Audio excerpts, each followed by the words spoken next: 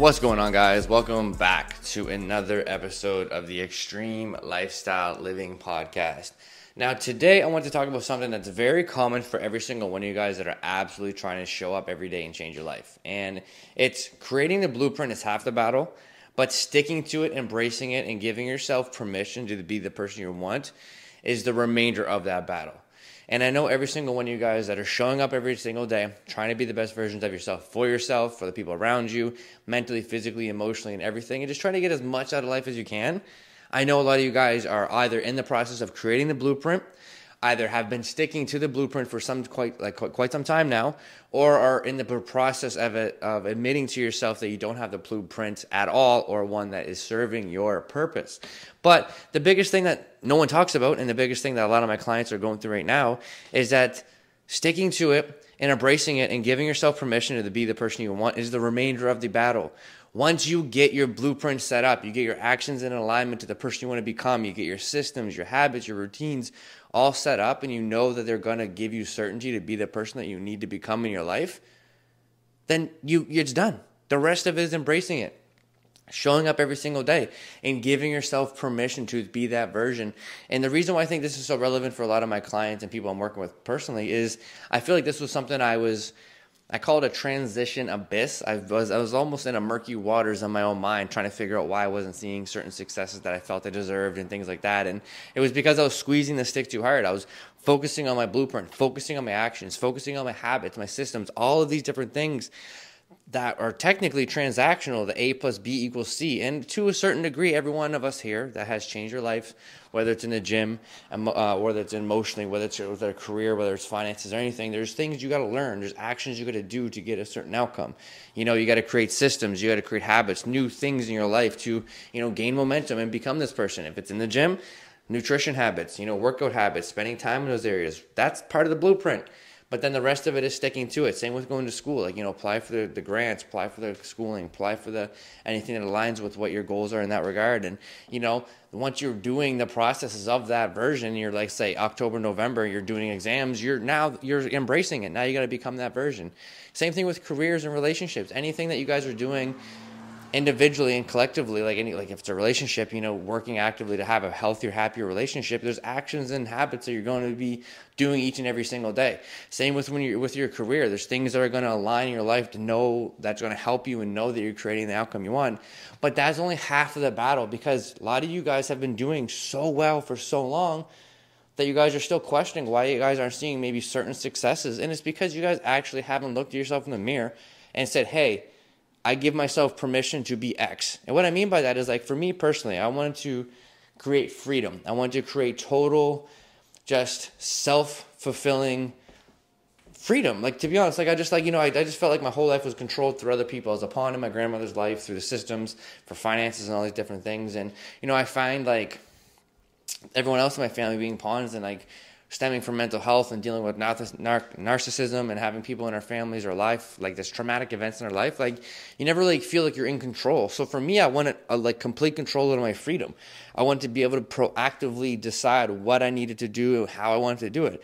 And to give you an example, an easy one as to what I mean by that is, not only do I deal with a lot of mental health adversities, not anymore, thankfully, but physical adversities. Sometimes I wake up with, again, thankfully not as much anymore because I stayed committed for so long, but I used to deal with a lot of pain, a lot of like back pain, migraines, and all these different things, and hell, even anxiety and depression and things like that, episodes. And, I hated having to ask permission to take time off to take care of myself. And then especially when you're dealing with managers that don't necessarily agree or understand mental health, or they're honestly, to be honest, anyone that says they don't understand mental health is a narcissistic asshole, to be honest. And I will stand firm on that every single day, because we all have mental health.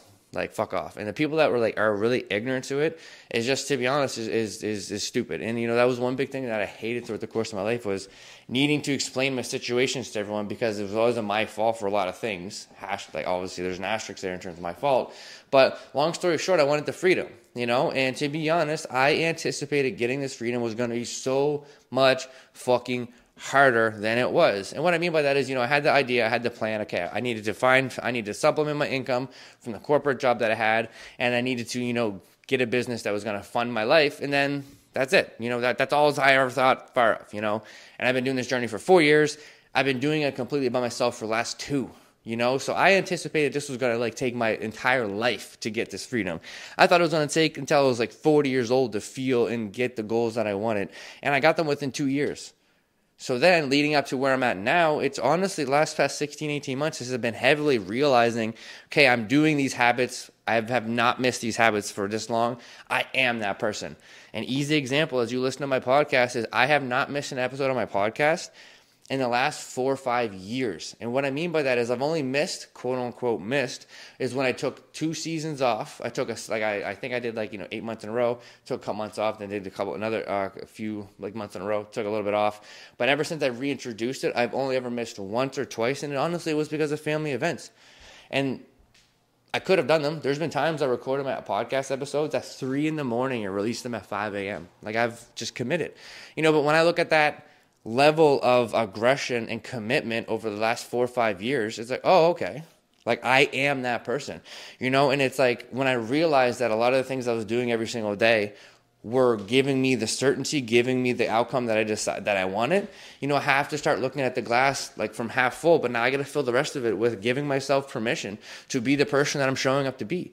You know what I mean? I got to keep embracing these things and sticking to it, but it's now on me to give myself permission that I am in fact doing the thing. And I think that's where so many of you guys can relate to that topic right now in your journeys. And I think the reason why this is so impactful for you guys all, and just to kind of sum it up to make it kind of short and sweet and kind of really hit it home as to what I want you guys to take out of this is, look back at the tangible things you guys are doing every single day, the tangible actions, the habits, the system, the routines. You know what I mean? And easy, I've got a bunch of different examples I can give you. Workouts and nutrition, your water habits. When's the last time you missed a workout? When's the last time you missed your nutrition? Or when's the last time you missed your water goal? If you can confidently accumulate days and weeks and months of wins in this department, then that's your blueprint. You're showing up. Eventually, you're going to be caught with embracing, giving yourself the permission that you are that person that you've changed. Same with boundaries for yourself and the ones around you. You want some more self-respect, more self-love. You want a more happy, fulfilling relationship within your life, at work, your personal, all these different areas. Once you set those boundaries and you stick to them, eventually you're going to be met with the crossroads of embracing the person you're becoming and giving yourself permission to be that person.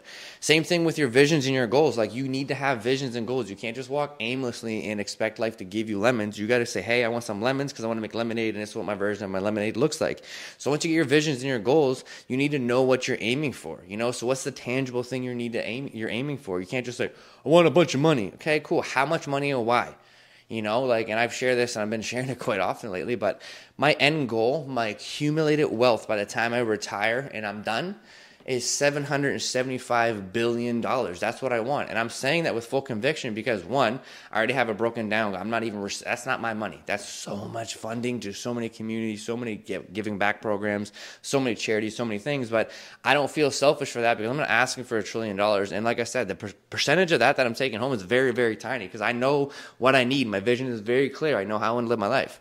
So as I start tackling that blueprint and going through the days of showing up, accumulating wins, I'm now being embraced with the, needing to accept that I am that person that I never thought I could be. And you really, really, really got to allow yourself to embrace that, to be that person.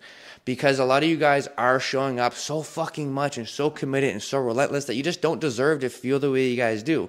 I'm not saying you guys got to know how to feel. That's the thing you guys got to understand as well. And to kind of give you an example, I think there's a cleansing / cleaning period, almost removing the shit that doesn't align with you, the peoples, the habits, the emotions. And then you got to learn what you don't know, and then you got to embrace that. And then you got to show up until that happens. I can use tons of emotional examples like that. The biggest thing that Emma taught me, and I say this all the fucking time and I get coaches every single time, is love. I'm like, what the fuck is this? What is this?